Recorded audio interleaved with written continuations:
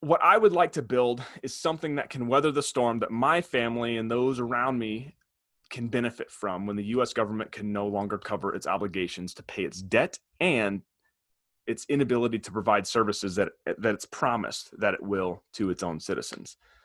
There's just a really crazy story of the FBI basically entrapping, almost killing, until they almost got caught doing it, but they finally put him in a jail cell anyway. And now he is in Indiana.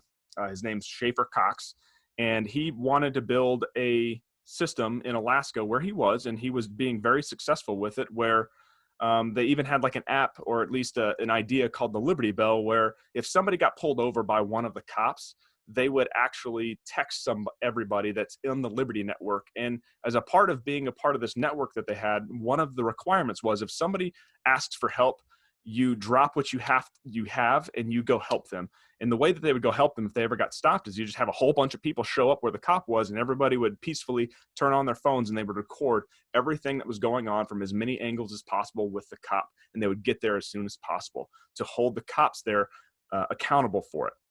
He also was trying to build a system where people could barter and basically build up their own personal economy that's there to survive. When the US government fails, that their community can survive without it, and that they can peacefully, they're not trying to take on the state. They weren't trying to go to war with the state. But what's interesting is that was still such a threat for people. And them spreading those ideas were such a threat that they sent the FBI and FBI informants to go and trap him and even try to kill him at one point, to a point where they're finally able to arrest him and actually take him out of the equation altogether. And he's still in jail for crimes that they said he committed that he never committed. That's our US government for you. So from the Fed's creation until now, this has been the end game: central planning and central control of our lives by the experts. I mean, this has been in the works for a very long time. This is Woodrow Wilson's desire. I mean, this is where the experts get to decide what it is. And it's a very, what's the word I'm looking for?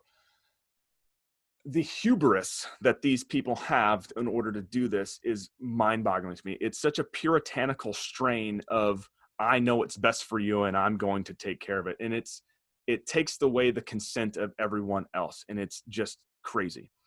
So let's look at some of the things that are probably going to happen based on the book called The Everything Bubble. And he talks about pension bankruptcies to companies dissolving, basically subsumed into larger corporations, just going out of business altogether, defaulting on their debts, municipalities actually going into bankruptcy. So we've already seen Detroit have to file bankruptcy, but this is also going to be true of other local cities, other local governments, perhaps even states. You're going to see a gigantic wealth tax probably come out, bailouts, once they actually make it illegal. And technically there's parts of it that they've made illegal to bail out certain companies. What you're going to start seeing is they can't call it a bailout in the sense of what it was in 2008 from that debacle, but they're going to go into what's called a bail-in. They're going to have bank holidays where you can't actually go to your bank and actually take any money out, because if everyone has a run on the bank, meaning that everybody tries to go get their money out, the crazy thing is the bank doesn't have enough cash on hand for all of its deposits that are there.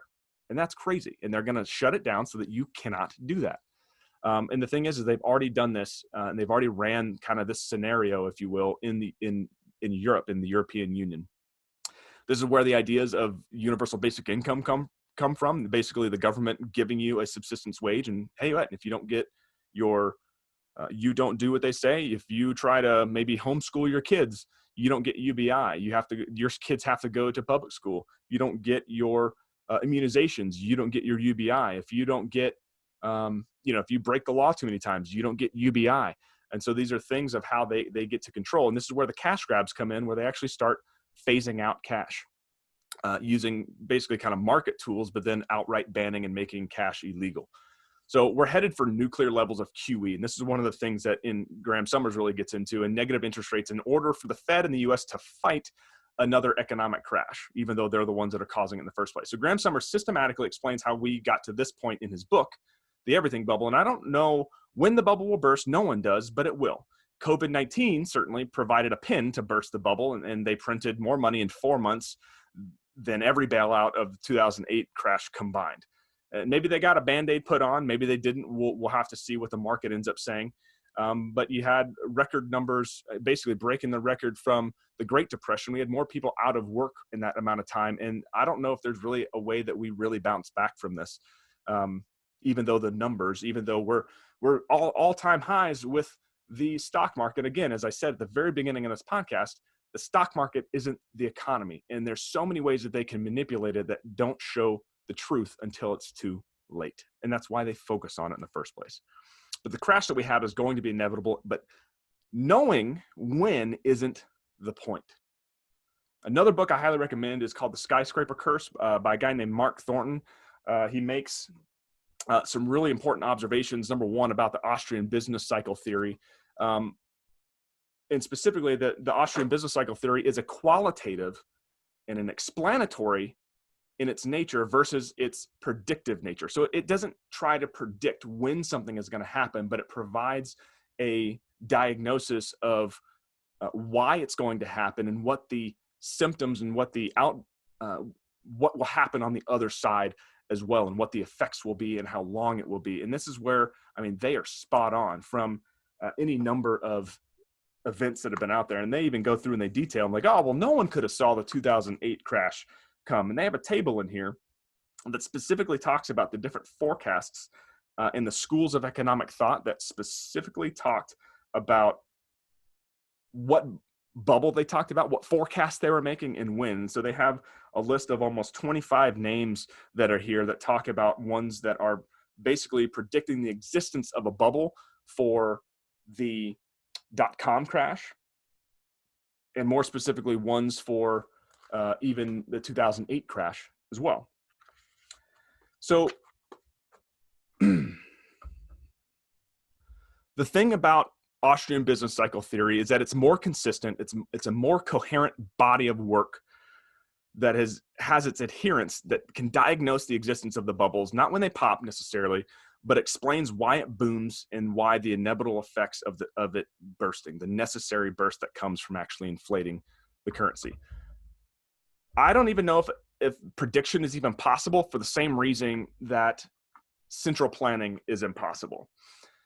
It's way too complicated. It can't measure just in mere numerical values when takes rational actors making decisions based on the incentives that they are having every single day to go buy something from somewhere, or their deeply rooted emotional desires of every individual. So it cannot take into account everybody's desire and their decision points in order to actually get the things that they need, or it can't also take into account what incentives that are put out there by government institutions or other companies or other banks, and how that's going to impact individuals. They can, to a degree, when you're looking very specifically and very honed in, but then it just can't actually take the comprehensive view to actually predict any of those things.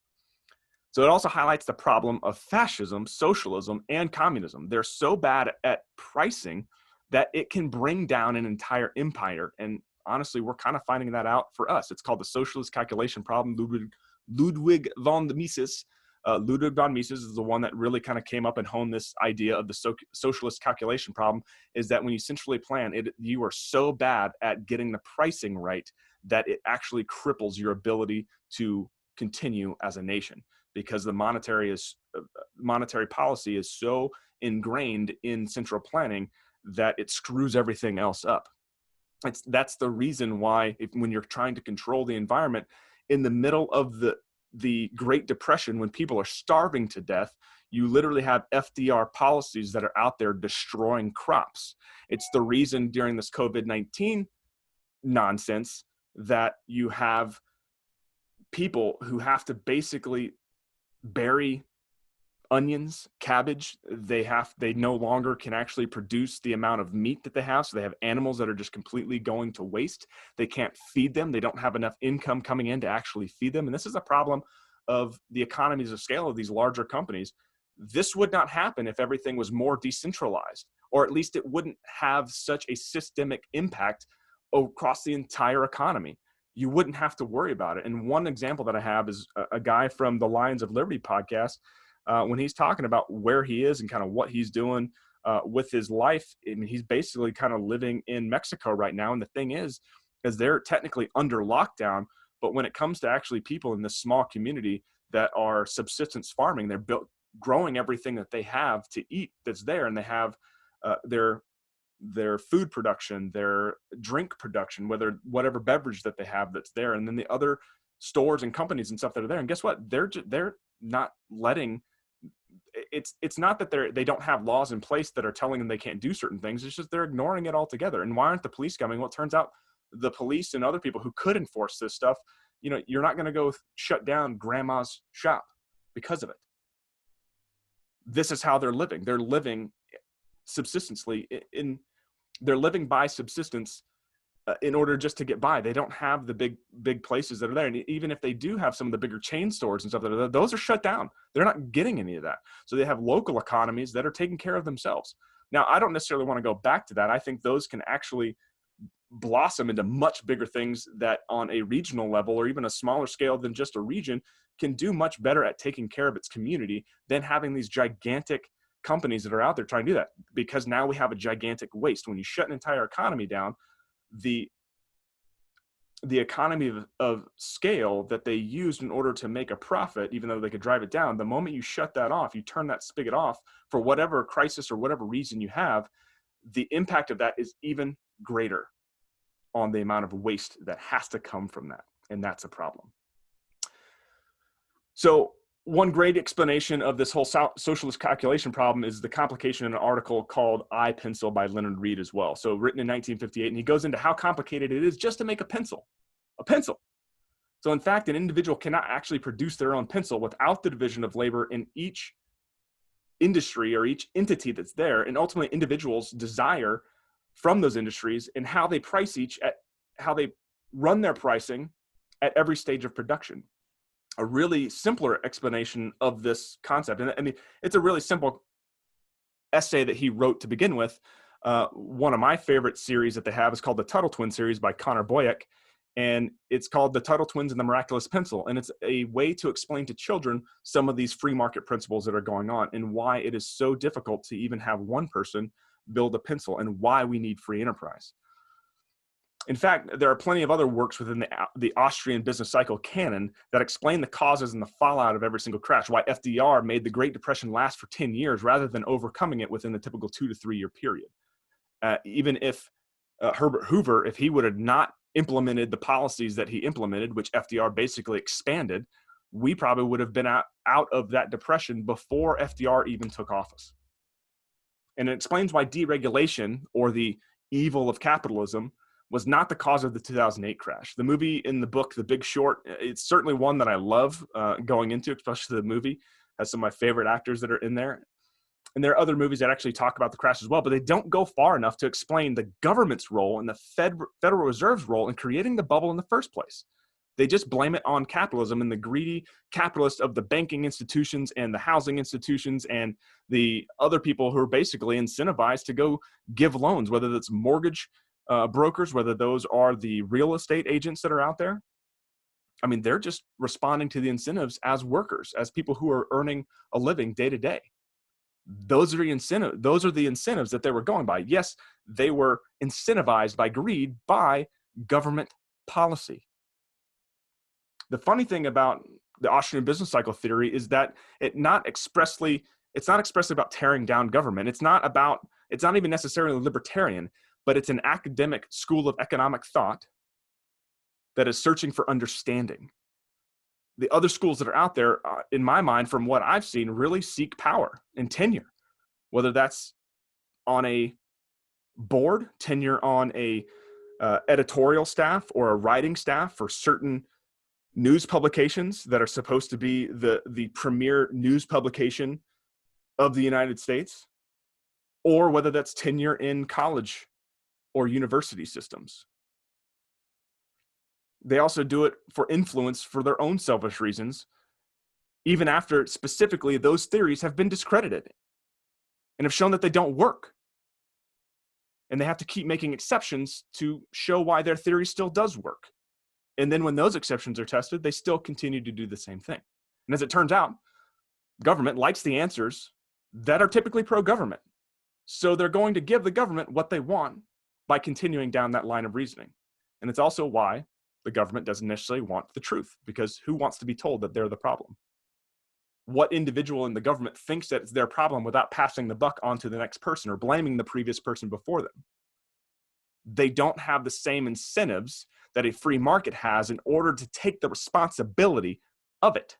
They can't. It is impossible. So, okay, fine. John, doom and gloom. I got it. What's the solution? So this is where I'm going to reintroduce Douglas McCormick. So we talked a little bit about kind of his perspective, where he came from as a veteran, why he talks about veteran issues where they are, and why his book kind of applies to them. And he goes through an appreciation of it. So your personal economy, that is your ability to provide value to people around you who are your family, your customers. And it is the single most important engine to win.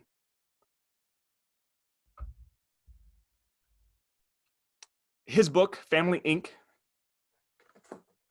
Again, I'll kind of pull it up. Family Inc. goes into it, and it's one of the best practical guides of instilling a mindset of business. Specifically, he's talking about the idea that you and your family are a business, that the mindset shift is not that you're just a family, you're just a people, but the family unit itself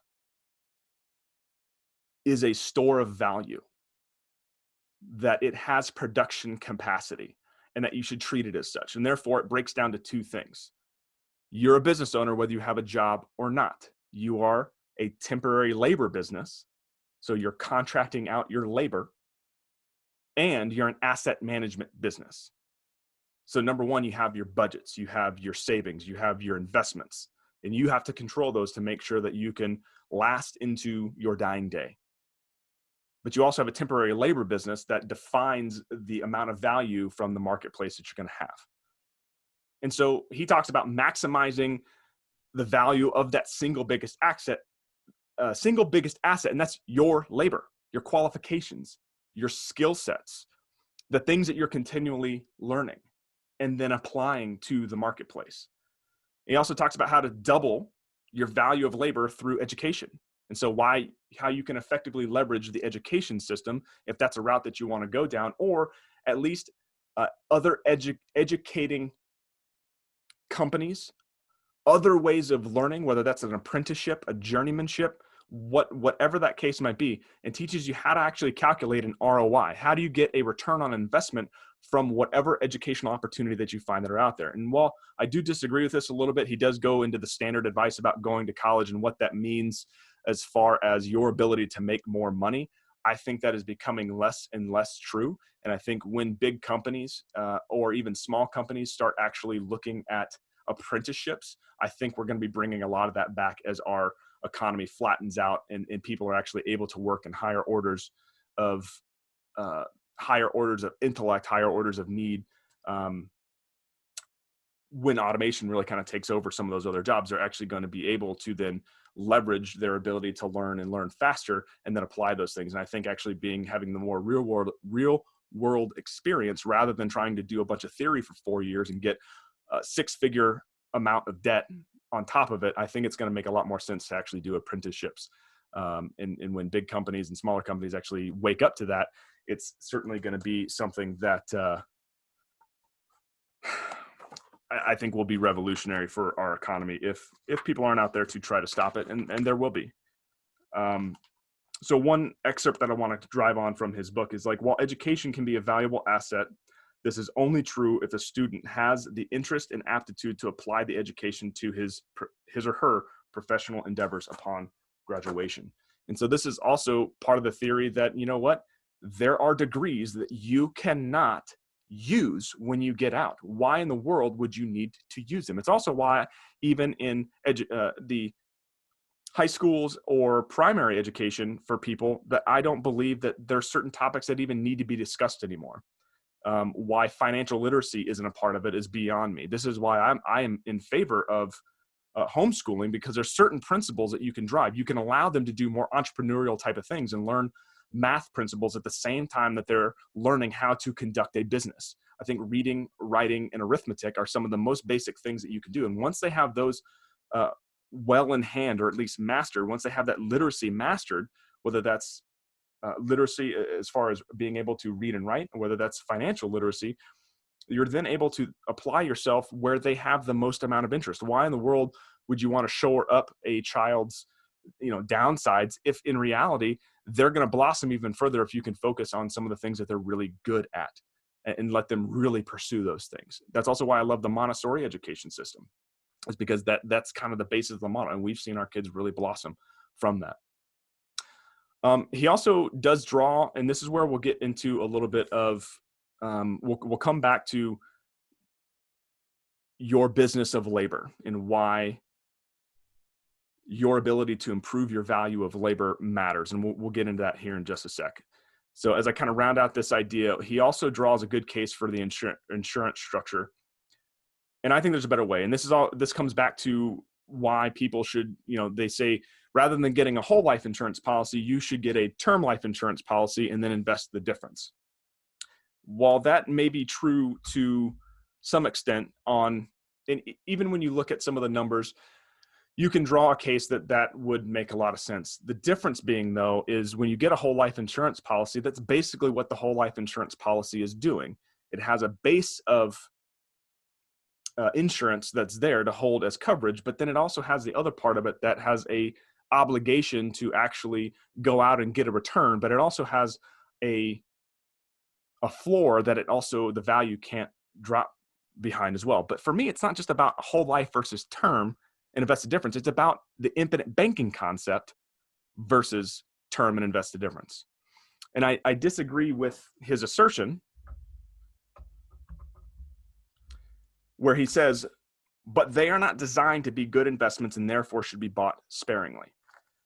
I certainly partly agree with that, depending on what type of insurance vehicle you're getting. But when it comes to the idea of the infinite banking concept, this is where, as an asset management system, building your bank where you can store wealth, you can use it to consolidate, you can use this vehicle to secede from the banking system that we've been talking about, and then redeploy that capital. Number one, you can use it to, as you're paying into this system, it's a way for you to be able to recapture your interest payments that you're paying somewhere else. So you can pay off those debts, and instead of paying someone else as you pay those debts over time. So instead of paying for 5 years at an interest rate for a debt consolidation loan, if you're able to start putting money aside into a whole life insurance policy that you can do a policy loan from to pay that off, you then can recapture that interest payments over those 5 years. You can keep the same payment. You don't have to pay it off early. You keep the same payment, and you are now collecting that interest rate rather than the bank. And that is really where the power comes in of using something like this, where it's not an investment vehicle. I agree. It's an asset management vehicle. Now, there's other things that I could really talk about too, but let's also get into, we're talking about beating the inflationary monetary system that's doomed to fail. We have to outpace it. We got to outthink it. And we have ways to secede. Now, while it might traditionally have been built to provide insurance, if there is a way to outthink part of the system where you can secede from the banking system where you no longer need it, why not do that? Why not find a way to secede? Why not find a way to outpace using your personal economy, to find a way to improve your single biggest asset, to maximize the value of that asset, and then to find a way that actually manages those assets in a way that really grows wealth, and you can redeploy that capital where you see fit. It's a faster way of actually getting out. And this is where he also talks about paying yourself what you're worth through entrepreneurship. And this is where I 100% agree with where he's coming from. So you can, probability suggests that the path to significant wealth is not through traditional employment alone. Employment as a means of increasing skill and your value of labor, I think, is key.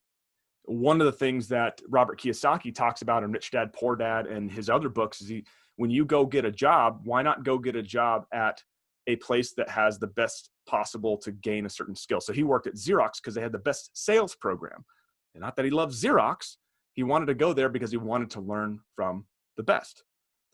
So I also think that this is absolutely true when it comes to learning how to increase your pie versus just divvying it up to pay off debt. This is where I disagree with Dave Ramsey quite a bit, you'd certainly have to, I would rather spend more to invest in myself and my skills, because that will have a greater return when I go actually deploy my labor somewhere, whether that's as a business owner or whether that's as a employee of a company, especially if I'm going now that I gain skills that I get better paid as an employee, but now I'm also at this one place of employment that is now paying me a certain amount because of the previous skills that I've gained, but I'm only there because I'm actually gaining a skill that I think that they can really teach me that's going to go back into a business that I've started.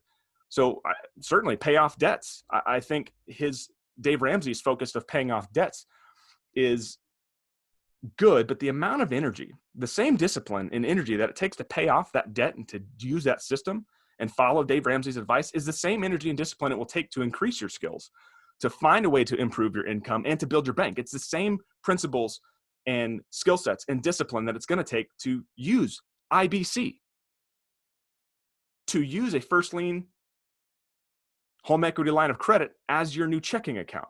Now, that's a whole new idea. Don't worry about that right now. I will go into that much further down the line. But it's also using those same things to actually go learn, to actually put yourself in a place where you got to hustle. Now, I certainly understand where people, if you're living paycheck to paycheck, my wife and I have been there. In some cases, we kind of still are there. This last year, I've really been trying to gain as much stuff as I can. And building a business has been, 1,000 times harder than I thought it would be. And even right now, I'm specifically looking for employment in sales. I tried some sales on my own, and I quickly realized that there's still a lot more that I need to learn. And so I've started, looking for employment and getting employed at a place that specifically does corporate sales. And it's a gun range that is more like a country club where you bring people in. Now, I've worked on part-time on the retail side of that, but I will be moving into the corporate sales side because that's another skill that I can learn through them. And it's a great program for me to actually gain that particular skill while I'm still building Cashflow Veteran, while I'm still building Papillion Digital Marketing, while I'm still doing these other things for it. So one of the other things that says about IBC is I think it's a much more powerful asset management system than anything else that's out there. One of the guys that actually talks about this, he has a book called How Privatizing Banking Really Works, basically integrating the Austrian economics with the infinite banking concept. And Carlos Lara and Bob Murphy co-authored this book.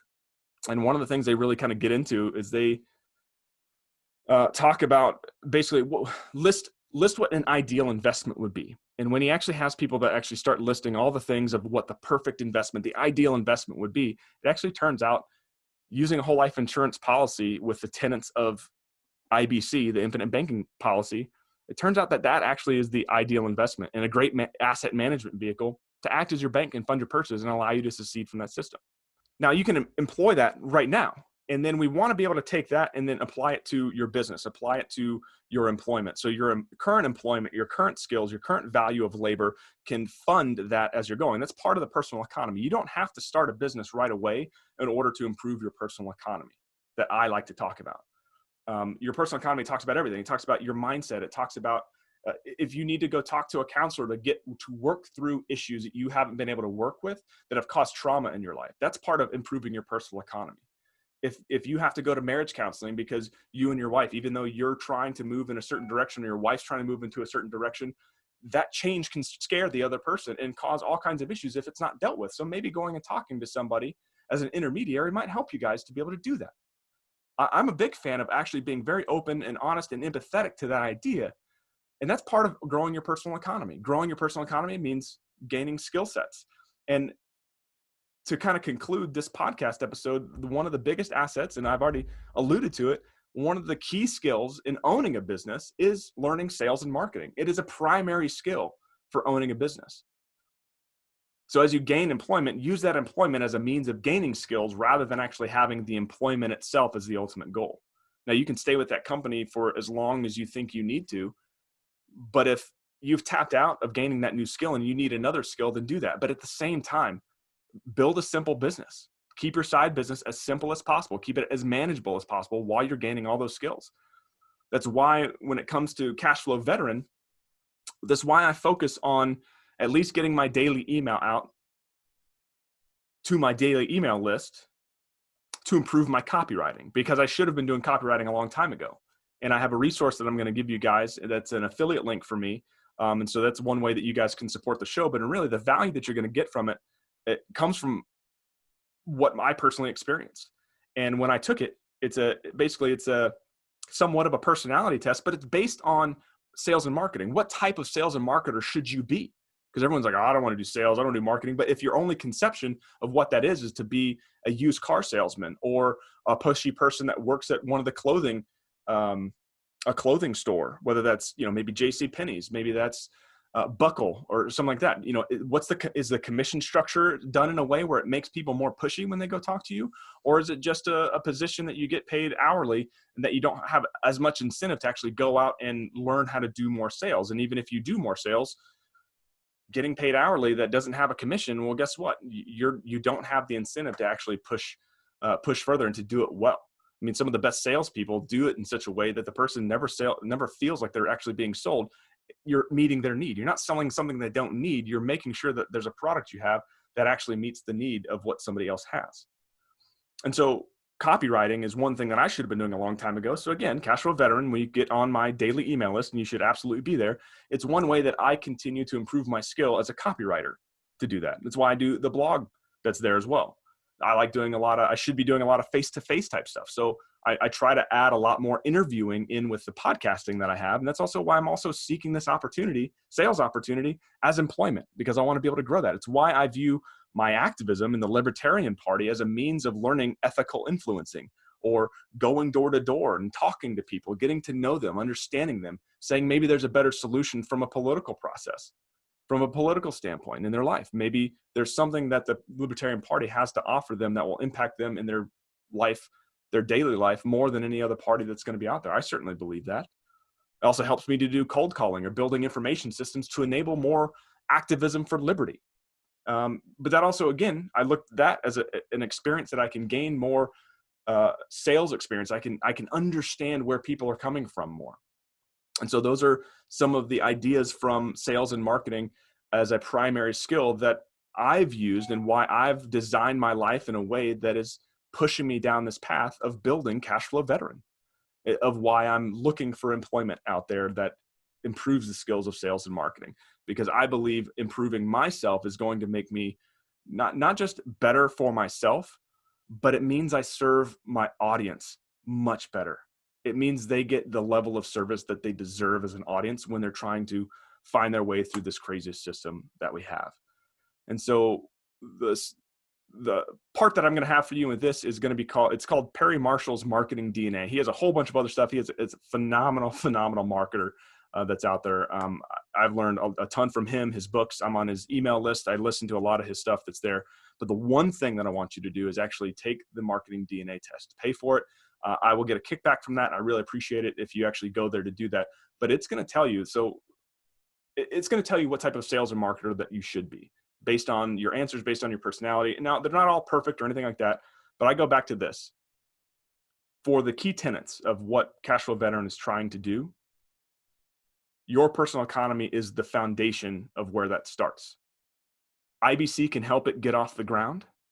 You can learn where to deploy that capital, especially if it's back into a personal improvement system, or whether it's simply buying a personality test. It's going to help you move forward.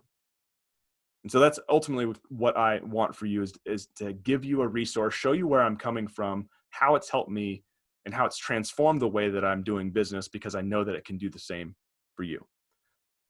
So I'm going to provide the link in the show notes, and I'll probably just do another clip of a audio. That way I have a place that you can go called cashflowveteran.com/8020 or cashflowveteran.com/marketing DNA. All one word, marketing DNA. All right, with that, I'm going to conclude the episode. I'm glad you guys are still with me. Take it easy.